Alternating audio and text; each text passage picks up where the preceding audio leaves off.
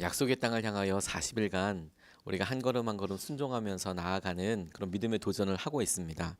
출애굽기서부터 시작해서 레위기, 민수기, 신명기 전체가 이스라엘 백성들이 광야 생활을 했던 것을 출애굽했던 여정들을 설명하고 있는데 이 말씀을 시대 순서대로 이렇게 짚어 나가고 있습니다. 그래서 율법이 자세하게 나와 있는 부분들은 조금 생략을 하고 어떤 사건들 중심으로 하나님께서 이스라엘 백성들에게 주셨던 믿음의 도전을 중심으로 해서 이렇게 하나씩 하나씩 짚어보고 있습니다. 연대기 성경이라는 성경을 참고를 해서 이렇게 나아가고 있다 보니까 민수기에서 어떤 때는 앞으로 갔다가 어떤 때는 뒤로 갔다가 하는 이유가 시대적인 연대순이기 때문에 그렇다라는 것을 생각해 두시고 들으시면 조금 더 도전이 되겠다고 싶습니다. 민수기에서 계속해서 주목하고 있는 것이 무엇이냐면 하나님께서 이스라엘 전체를 인도하기도 하셨지만 이스라엘 사람들 한 사람 한 사람이 하나님께 어떻게 반응하였는지를 어떻게 반응하여야 하는지를 훈련시키는 그런 하나님의 계획이 시작되었다라고 저는 이렇게 말씀을 보면서 깨달아졌습니다.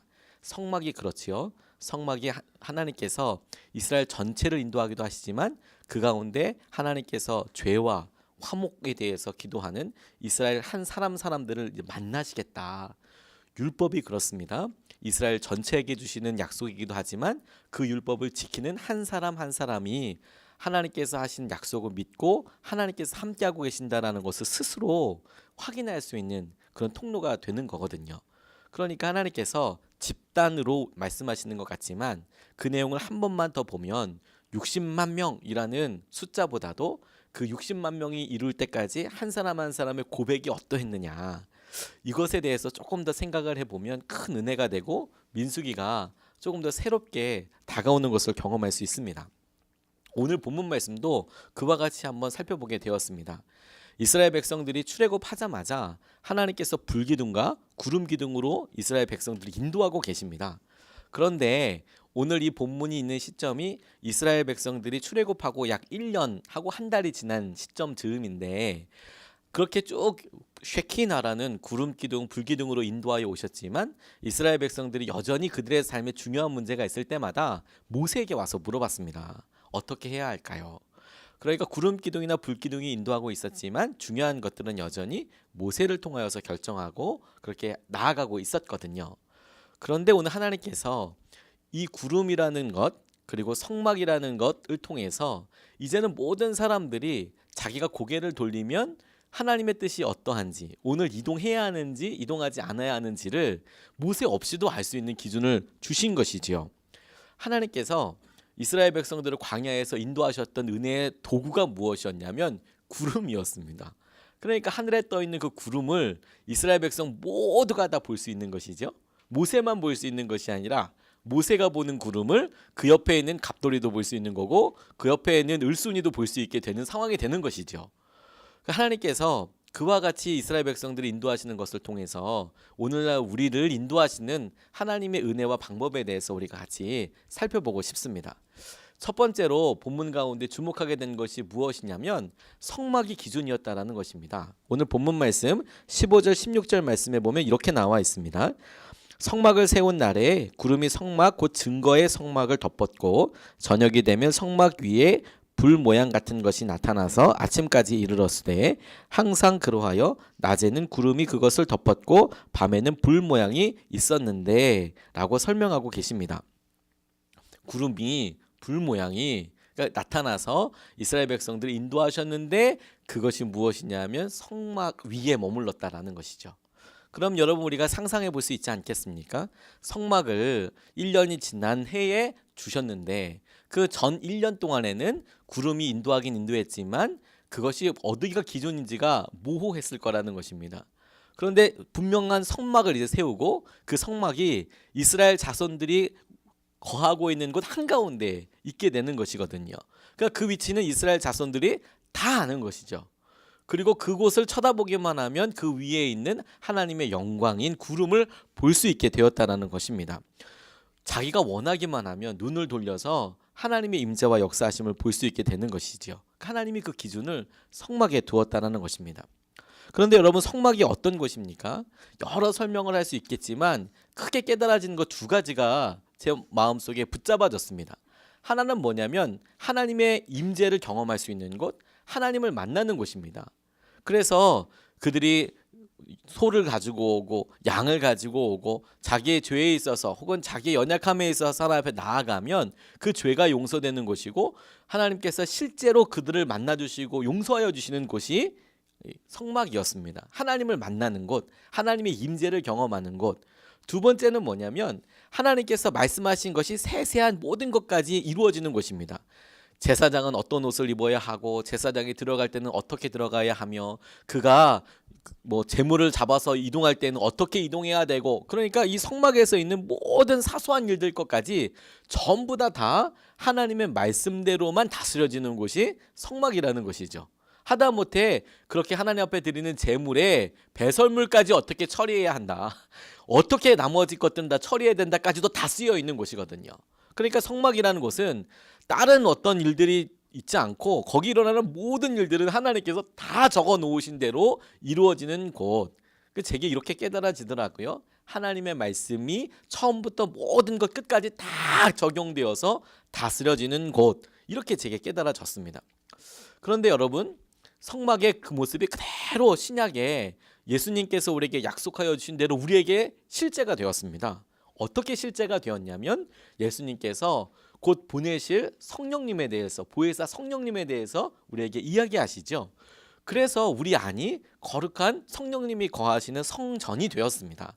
이 모습이 성막이 광야를 이렇게 떠돌아다닐 때의 모습처럼 하나님의 영광이 우리 마음 가운데 임하고 그대로 같이 가게 되는, 동행하게 되는 그런 일이 예수님을 통하여, 성령님을 통하여 우리에게 실제가 되었던 것이죠. 그러면 이게 어떻게 우리 가운데 적용이 될 수 있겠습니까? 우리의 마음이 언제든지 주님 앞에 나아가서 주님을 만나게 되는 거, 주님을 갈망하게 되고 주님을 찾게 되는 거, 그리고 우리의 마음이 언제든지 주님 말씀에 순종하겠다라고, 우리의 세부적인 모든 것까지도 주님 말씀하시면 우리가 순종하겠습니다 라고 결단되어지는 그 순간, 이것이 우리 안에 있는 성전 안으로 우리가 들어가게 되고 우리 안에 계신 성령님을 우리가 경험하게 되는 것이라고 제게 깨달아졌습니다. 조지 뮬러가 독일에서도 베를린 밑에 있는 굉장히 동쪽에 있는 곳에 할레라는 곳이 있는데 그곳에서 하나님을 만났습니다. 방탕한 삶을 살다가 하나님께서 그를 정말 기적적으로 만나 주셨습니다. 유럽의 가운데쯤 있는 이 사람이 하나님을 그렇게 만나고 하나님만 온전히 의지하는 삶을 살기로 했었습니다. 그래서 당시에 그가 생각할 수 있었던 땅끝으로 나아갔습니다. 그가 생각했던 땅끝은 어디였냐면 동쪽에 있었던, 그러니까 서독 동독이 있으면 동독에 있었던 할레에서부터 가장 끝인 유럽의 서쪽 영국으로 가는 거였습니다. 아는 사람이 아무도 없으니까 그곳에는. 영국에서도 런던이 아니라 또 서쪽으로 가서 브리스톨이라는 곳까지 가게 되었습니다. 그러니까 할레에서 가장 서쪽으로 이제 이동하게 되어서 아는 사람 아무도 없고 하나님께서 행하시는 것들만 의지해야 되는 순간으로 갔는데, 잘 아시다시피 그가 기도로 하나님을 놀랍게 경험하고 고아들을 먹이고 그리고 많은 사람들이 그로 인하여서 하나님의 역사하심에 깜짝 놀라게 되었죠. 그가 사람들이 궁금하게 여기었습니다. 어떻게 하나님을 그렇게 경험하냐, 어떻게 하나님의 뜻을 그렇게 아느냐. 그랬더니 그 사람이 자신이 하나님의 뜻을 경험하게 될 때 가지고 있는 기준에 대해서 이렇게 나눴어요. 기분에 의지하지 않는 거, 제가 하나님의 뜻을 기분에 의지하지 않는 거, 하나님의 말씀을 통해서 뜻을 구하는 거, 그리고 하나님께서 섭리하시는 환경을 주목하는 거, 그리고 기도하는 거, 기다리는 거. 근데 한 가지가 더 있습니다. 제일 첫 번째 기준이 뭐였냐면 자기 자신의 의지를 꺾는 것. 자기 자신의 의지를 꺾고 나면 한 90%는 하나님의 뜻을 경험하게 되더라. 그러니까 내가 뭘 하고 싶은지, 내가 뭘 원하는지를 딱 꺾고 나면, 그러면 하나님 뭘 할까요? 라고 질문하게 된다는 것이죠. 그러면 하나님께서 내게 약속하시고 이끄시는 것에 대해서도 더 쉽게 알아차리게 된다는 거예요. 조지 뮬러가 하나님께서 기가 막힌 삶의 여러 응답들을 주셨을 때의 비결이 뭐였냐면 그가 그 스스로 하지 않고 하나님께서 행하시는 대로 이루어드리려고 순종하겠다고 결정하는 그 순간들이 하나님을 경험하게 되었다는 기준이고 또 그런 계기가 되었다라는 것이죠. 전 이게 성막을 경험하는 삶이라고 생각합니다.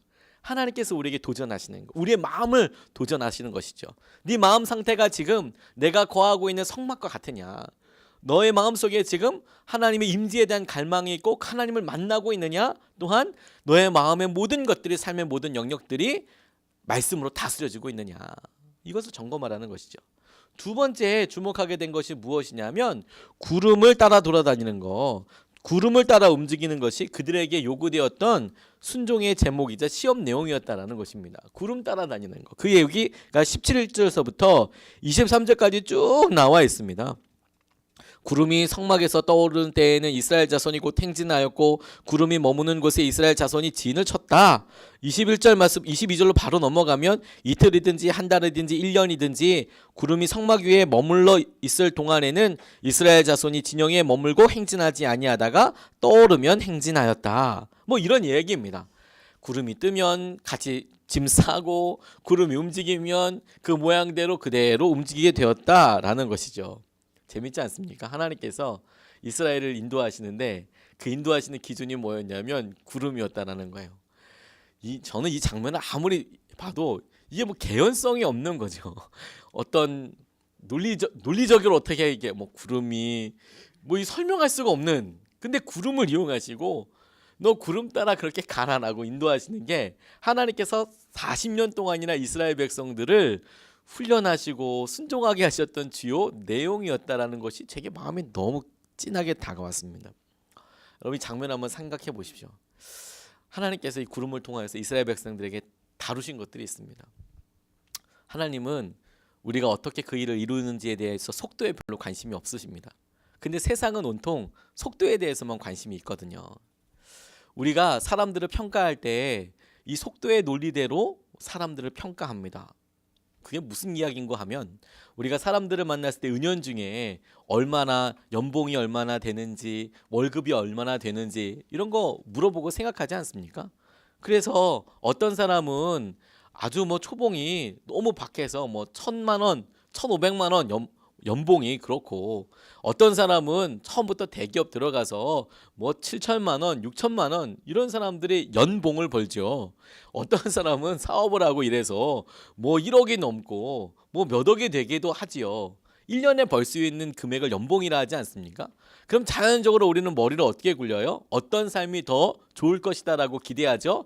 1,500만 원 연봉보다 1억이 넘는 사람들의 삶이 행복할 것이다 라고 은연중에 갖다 대죠. 그래서 1년이라는 시간 동안 얼마나 많은 돈을 버는 사람이냐에 따라서 가치 평가를 합니다. 자동차도 여러분 생각해 보십시오. 좋은 차가 빨리 달립니다.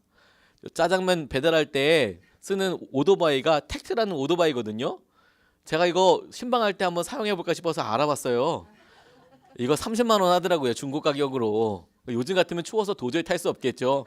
가죽 장바가 더 비쌀 거라는 생각이 들 정도로 30만 원이면 삽니다. 택트 오토바이. 그런데 뭐 람보르기니 이런 거는 한 5억 해야 한다고 그래요. 저도 지나가는 것만 봤습니다. 그러니까 뭐가 더 비싸고 뭐가 더 사람들이 선호합니까? 택트 오토바이보다는 람보르기니가 좋다라고 생각하죠. 사람들 다 그와 같은 생각으로 마인드셋으로 가지고 있어요. 단위 시간당 얼마나 많은 것을 버느냐, 얼마나 많이 가느냐, 얼마나 많은 것을 소유하느냐 가지고 생각하죠. 그런데 하나님은 이스라엘 백성들이 학자들마다 약간 차이가 있지만 14일이면 간다, 10일이면 간다. 그 광야길을 한 2주면 갈 수 있는 그 거리를 몇 년 걸쳐서 가시냐면 40년 걸쳐서 가는 것이죠. 이 2주면 갈 수 있는 거리를 40년 갈 수 있다고 생각하면 여러분 하나님은 속도에 대해서 전혀 관심이 없으신 거예요. 빨리 가는 게 목표가 아니신 거예요. 그러면 우리는 방향에 대해서 생각을 하죠. 뭐로 가도 우리가 경부선 위에만 있으면 부산 간다라고 생각을 해요. 그래서 방향만 맞다고 생각을 하지만 실제로 이스라엘 백성들은 방향에 대해서 별 의미가 없었다라는 것을 날마다 경험했을 거라는 거예요. 제가 군대에 있을 때 독도법이라는 시험을 봤습니다. 뭐냐면 지도를 읽고 그 지도가 이야기하는 곳을 따라가는 시험을 봤어요. 뭐 그런 시험도 보게 하더라고요. 그런데 저는 지도가 나와 있고 그 지도에 표시하는 8자리 숫자를 주거든요. 그러면 거길 찍고 나침반 들고 이렇게 찾아가는 거예요. 근데 찾아가다 보면 깜짝 놀라는 게 있어요. 내가 동쪽으로 가야 돼. 가고 동쪽으로 가다 보면 실제로는 일직선으로 갈 수 있는 게 아니라 절벽에 있는 거거든요. 그러면 돌아가야 되는 거잖아요. 우리 삶에는 사실 그런 일이 많아요. 하나님께서 우리에게 비전을 주세요. 비전대로 가면 그렇게 되지 않는 상황들이 너무너무 많은 것이죠. 우리 삶은 실제로 그래요. 근데 이스라엘 백성들이 또 그와 같은 일들을 경험하게 되었다는 거예요. 구름이 떴습니다. 그러면 전부 다 짐 쌀 거 아닙니까? 그러면 이스라엘 백성들이 다 가나안 땅이 어딘지를 알지 않겠습니까? 40년이나 살았고, 그리고 심지어 그 앞에까지 갔다가 다시 광야를 돌아다니게 되었거든요. 미디안 족속들이 수없이 왔다 갔다 하면서, 유목민들이 왔다 가면서 약속의 땅 가나안이 어딘지도 다 알려주는 거예요. 근데 구름이 뜹니다. 근데 날마다 고민했던 게 뭐냐면, 분명히 약속의 땅은 저쪽인데 구름은 이쪽으로 가는 거죠. 반대로. 그러면 어디로 가야 하느냐? 이게 실제로 이스라엘 백성들이 믿음 생활을 하면서 날마다 믿음으로 순종해야 될 구체적인 내용이었다라는 거예요. 구름이 약속의 땅 방향으로 가지 않는다. 그러니까 이게 환장할 노릇인 거죠. 우리에게 하나님께서 장기적인 기도 제목을 주시고 응답을 주세요. 그런데 우리가 실제로 살다 보면 하나님께서 인도하시는데 어느 쪽으로 갑니까? 그렇게 주신 약속의 방향대로 가지 않는 경우가 더 많더라는 거죠. 그러니까 우리가 마음속에 너무 갈등이 일어나는 겁니다. 이스라엘 백성들이 날마다 그 일을 했다는 거예요. 구름이 떠요. 그래서 똑똑하고 잘나서 자기가 아는 방향대로 가나안 땅에 간 게 아니라 무지렁이고 잘 모르고, 그런데 너무도 분명한 구름이 떴어요. 구름이 움직여요. 그래서 구름 따라간 사람들만 가나안 땅에 들어가게 됐다는 거예요. 방향 별로 신경 쓰지 않으세요, 하나님은. 그러면 뭐만 신경 쓰십니까? 하나님은 날마다 네가 나와 함께 순종하느냐, 날마다 네가 나와 함께 하느냐, 다시 말해서 네가 날마다 나와 동행하느냐, 그것만 보셨다라는 거예요. 네가 날마다 나와 함께 동행하면 하나님께서 그것을 통하여서 우리를 이끄시고 인도하시는 것에 대해서 확증을 서로가 얻게 되는 것이죠. 너도 나와 함께하는 거 너도 알아차려라. 나도 너와 함께하고 있다란다. 라고 하나님께서 우리를 인도하여 주신다는 거예요. 하나님은 속도도 방향도 별로 중요하지 않으세요. 하나님은 오직 한 가지, 동행하는 것에, 네가 오늘 나와 함께 동행할 것이냐. 그러니까 여러분, 우리가 우리의 새벽 예배가 얼마나 소중한지 모릅니다. 새벽 예배뿐만 아니라 인터넷을 통해서 그냥 말씀을 집에서 들으시는 분들도 계시고, 큐티를 통해서 만나시는 분들도 계시고, 영성일기를 통해서 만나시는 분들도 계시죠. 그런데 우리가 날마다 점검해야 될 것은 무엇이냐면, 우리가 그렇게 날마다 주님을 만나는 그 시간이 성막처럼 하나님이 실제로 임하시는 그곳이고, 그곳에 하나님의 불이 임하느냐, 하나님의 불이 임해서 하나님께서 우리의 마음을 감동하시냐, 그러면 된다는 거죠. 그러면 그렇게 따라 순종만 해가면 하나님께서 마침내 예비하신 약속의 땅으로 우리를 인도하신다는 것이죠. 제가 오늘 아침에 와서 이렇게 오늘 예배를 위해서 기도하는데 하나님이 같이 기도도 했지만 그런 깨달음을 주세요. 너희들이 광야 생활을 쾌적하게 잘 순적하게 사고 없이 여행하는 게 목표가 아니다. 너희들의 목표는 약속의 땅에 가는 거다. 그렇지 않습니까, 여러분? 우리가 이 땅에서 얼마나 더 편하게, 얼마나 더 배가 띵띵하도록 먹으면서, 이게 목표가 아니라 우리의 목표는 뭐냐면 약속의 땅을 들어가는 겁니다. 하나님과 함께 가는 게 우리의 목표이고 우리의 기준입니다. 이건 양보할 수 없는 기준입니다. 그러니까 하나님의 뜻대로만 우리가 갈 수 있도록, 어차피 약속의 땅 가서도 주님과 함께하는 것이 우리의 목표이고, 하나님 그럼 이 과정도 주님과 온전히 함께하는 과정이 되게 해주십시오. 날마다 그렇게 누려지게 하여 주시고 날마다 그 은혜가 우리 가운데 있게 하여 주십시오. 이렇게 우리가 기도하고 주님 앞에 구하면서 나아가야겠습니다. 하나님의 뜻대로 날마다 순종하는 것이 하나님께서 이스라엘 자손들에게 시험하신 것이다. 그러면 오늘 우리가 하나님께서 예비하신 이 믿음의 실험을 통과하는 방법은 딱 한 가지겠습니다. 주님 말씀하시면 아멘입니다. 주님, 우리는 무조건 순종하고 나아갑니다. 하나님이 거기에 성령의 기름 부으심을 더하여 주시고 놀라운 은혜로 우리에게 함께하여 주실 줄로 믿습니다. 오늘 이 말씀 붙잡고 우리 같이 기도하시겠습니다.